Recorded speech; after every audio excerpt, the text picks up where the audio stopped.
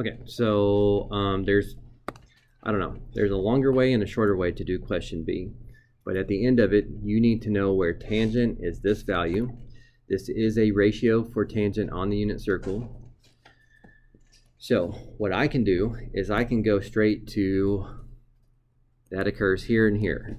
But that's because I have tangent values memorized. I know it's square root of 3 over 3 by the x-axis, square root of 3 by the y-axis, and 1 in the middle, and then I just have to worry about the signs.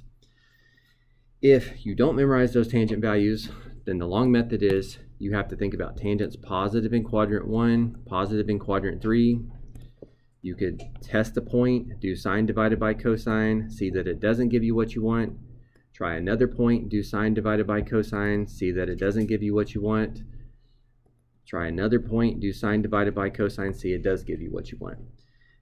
And even though that is a pain, you should really only have to do it once, because if this spot has a tangent of negative square root of 3 over 3, exactly directly across will also have the square root of 3 over negative 3. So there are two places where tangent's that value.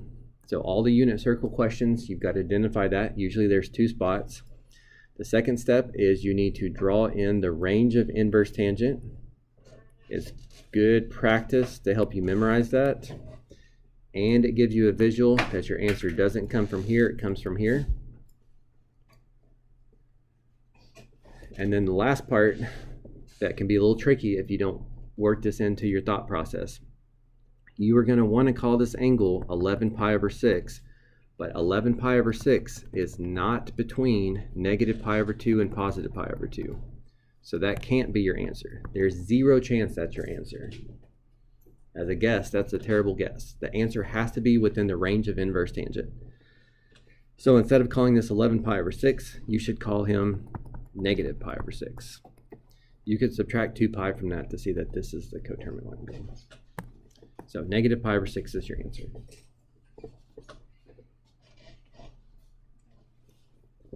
Okay with that? Okay. Anybody else that was going to ask about B?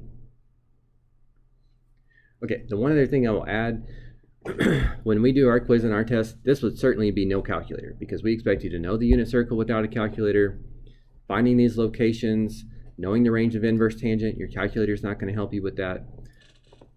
But some of these question types do show up on the ACT. I don't know how often, but you could do this.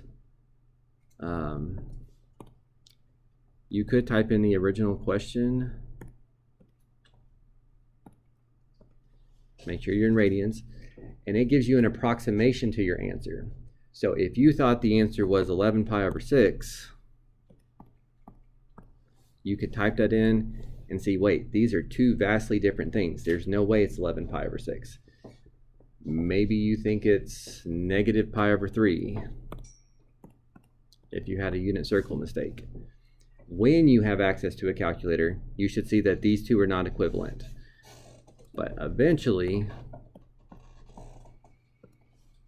negative pi over 6 is the correct answer because it is equivalent to the original question. So again, that doesn't really apply for our class, but it's still good for y'all to know that that's kind of a roundabout way of checking.